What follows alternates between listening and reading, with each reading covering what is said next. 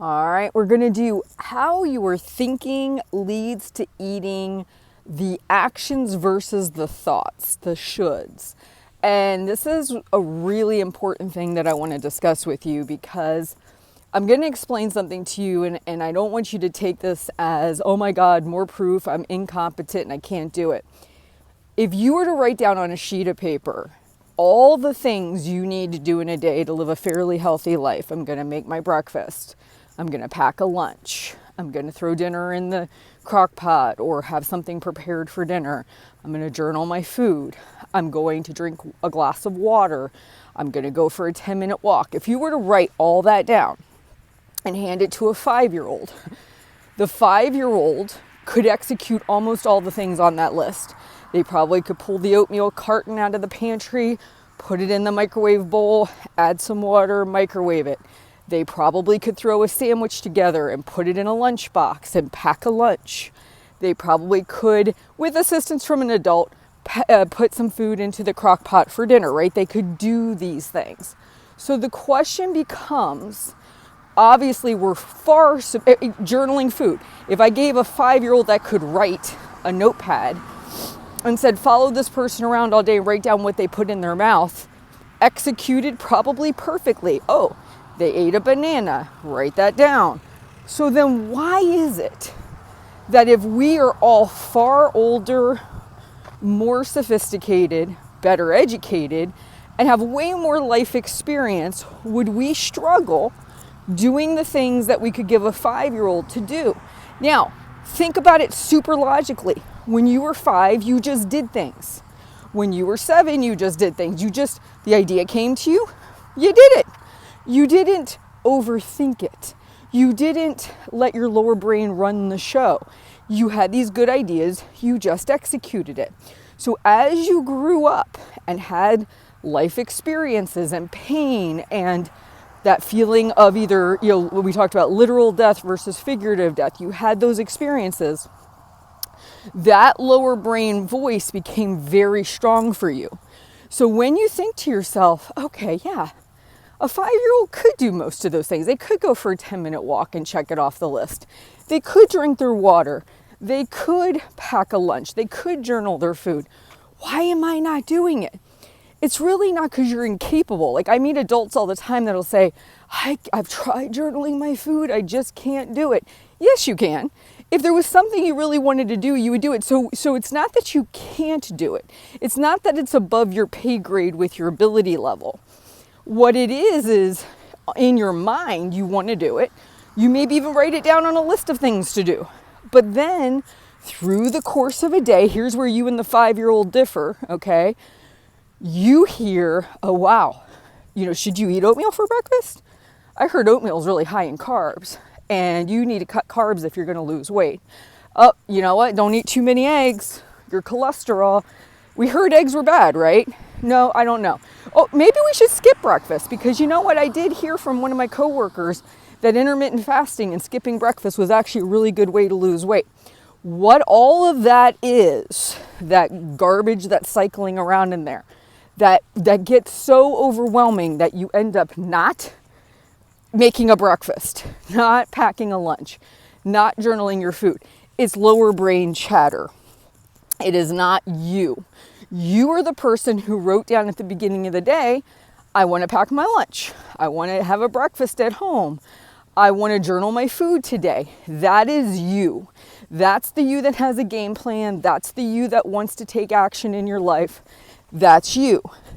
The lower brain that comes in, and then the lunch, right? Oh, you're going to pack a lunch. Okay. Well, you got to definitely get some vegetables in there. This isn't a good lunch if it's just a ham and cheese sandwich, but you don't like vegetables. So what are we going to do? Maybe we need to go research what kind of vegetables we can pack and eat that aren't disgusting and find a way to make this work. And well, maybe we should, we don't have enough protein here. How can we have this be a packed lunch if there's not enough protein? And right away, lower brain chatter, pick apart, because it doesn't want you to fail yet again. So it's throwing out all these things, all these to-dos, all these actions, all these qualifiers to what you're doing that cause it not to happen. So what you want to keep in mind is action creates momentum and movement. physical action, not thinking, okay? When your lower brain starts to chatter at you, picking apart your breakfast, picking apart your lunch, journaling. Okay, so here's how lower brain shows up for journaling. Oh my gosh, we don't know what's in that recipe or that dish. What if we don't journal it right? What if it's wrong? What if we underestimate the calories? What if we overestimate the calories? What if our calories are wrong for today? What if we don't eat enough protein?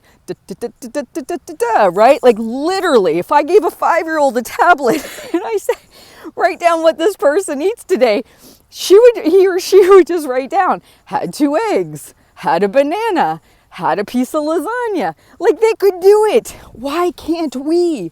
Not because we're incapable. It's because you've allowed your lower brain to run the show. You've allowed it to talk to you so much and pick apart what you're doing. And there's no pulling it back. There's no saying, hey, lower brain, you know what? Oatmeal's what we're having for breakfast today. We're going to journal it. We're going to do this for 2 weeks. We're going to just keep on keeping on. Because what will happen is if you stay consistent with action, you eat the packed lunch, you make the breakfast at home, you throw the soup in the crock pot. Oh, the walk. Okay, so let's say you wrote down, I'm going to go for a 10-minute walk every day. Where does lower brain show up? 10 minutes? Please, that's not an exercise regimen.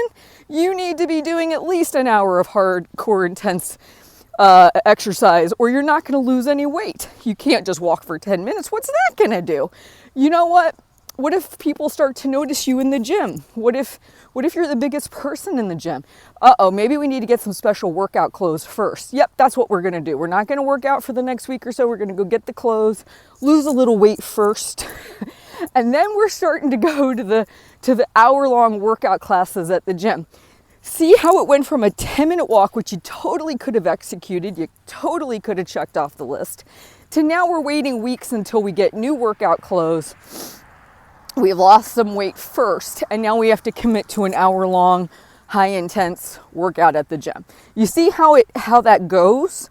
That's not you. That's your lower brain. It's taking all of your fear and worry about not doing a good job, maybe failing this time again, and it's trying to prevent it by giving you all of this stuff and using all the past things that have happened as leverage to get you to worry and think about and to shut it down.